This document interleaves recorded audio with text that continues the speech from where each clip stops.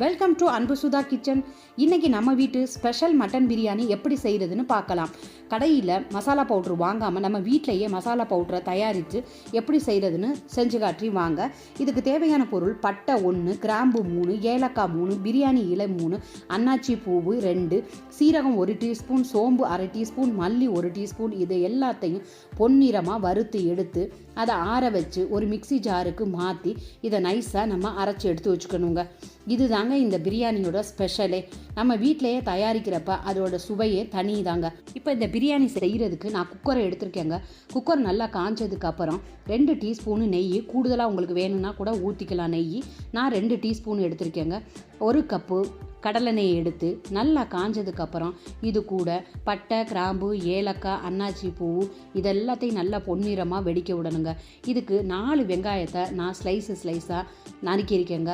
பெரிய வெங்காயம் 4, சுவைக்காக 1 கப்பு சின்ன வெங்காயத்தையும் நறுக்கி இது கூட சேர்த்துருக்கி இந்த வெங்காயம் நல்லா பொன்னிறத்துக்கு வரணும். இது கூட கொஞ்சம் கருவேப்பிள்ளை சேர்த்து எல்லாத்தையும் நல்லா பொன்னிறமாக வதக்கிக்கணும். காரத்துக்காக 4 பச்சை மிளகாயை கீரி போட்டு வதக்கிக்கணும். இது கூட இஞ்சி பூண்டு விழுது, கொத்தமல்லி, புதினா 1 கைப்பிடி எல்லாம் போட்டு நல்லா பச்சை வாசனை போகிற வரைக்கும் வதக்கி எடுத்துக்கணுங்க. இது கூட நான் 3 தக்காளி நல்லா பழுத்த தக்காளியாக எடுத்திருக்கேன். அதையும் இது கூட போட்டு நல்லா வதக்கணும். தக்காளி நல்லா கனிஞ்சு இந்த மாதிரி வர்ற வரைக்கும் வதக்கி எடுத்துக்கணும். இந்த வதக்குறதுல தான் டேஸ்ட் இருக்குது. 1/2 கிலோ மட்டன் எடுத்திருக்கேன். அதையும் சேர்த்து நல்லா கிண்டிக்கணும். எப்பயுமே 1/2 கிலோ மட்டன்னா 1/2 கிலோ அரிசி எடுத்தோம்னா அந்த பிரியாணி சூப்பராக இருக்குங்க. அதனால் 1/2 கிலோ எடுத்திருக்கேன். 1 டீஸ்பூன் மஞ்சத்தூள், கரம் மசாலா நம்ம வறுத்து அரைச்சிருக்கோம்ல அதில் 2 டீஸ்பூன் போட்டால் போதும். எல்லாத்தையும் போடணுங்கிற அவசியம் இல்லை. அதை இன்னொரு பிரியாணிக்கு கூட நீங்கள் போட்டுக்கலாம். காரத்துக்கு ஏற்ற மாதிரி மிளகாய் தூள் போட்டுக்கோங்க, மல்லித்தூள் எல்லாத்தையும் சேர்த்து நல்லா கிளறி கொடுங்க. இதுக்கு தேவையான அளவு உப்பு, நான் இதை கல் உப்பு போட்டிருக்கேன். நல்லது கல் உப்பு, டேஸ்ட்டு நல்லாயிருக்கும். 1 கப்பு தயிரையும் சேர்த்து நல்லா கிளறி கொடுங்க. ஒரு 2 நிமிஷம் இந்த மாதிரி கிளறினதுக்கப்புறம் 1 கப்பு அரிசிக்கு 1.5 கப்பு தண்ணி வச்சுருக்கேன். மட்டன்லேருந்து நமக்கு தண்ணி வரும், தக்காளியிலையும் தண்ணி இருக்குது. அதனால் 1 கப்பு அரிசிக்கு 1.5 கப்பு தண்ணி வச்சா போதுமானது.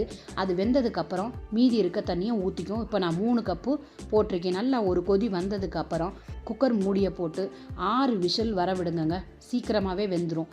நல்லா வெந்ததுக்கப்புறம் இது கூட 1/2 கிலோ அரிசியை 1/2 மணி நேரத்துக்கு முன்னாடி நான் நல்லா ஊற வச்சு வடிகட்டி எடுத்து வச்சுருக்கேன். அதையும் மட்டன் கூட சேர்த்து நல்லா கிண்டி விடுங்க. இதில் மீதி தண்ணியை வேற நம்ம ஊற்றணும். ஏற்கனவே 3 கப்பு போட்டிருக்கோம். இப்போ 1 கப்பு தண்ணியையும் சேர்த்து உப்பு பாருங்கள். உப்பு பத்தலைன்னா கொஞ்சம் உப்பு சேர்த்துக்கணும்.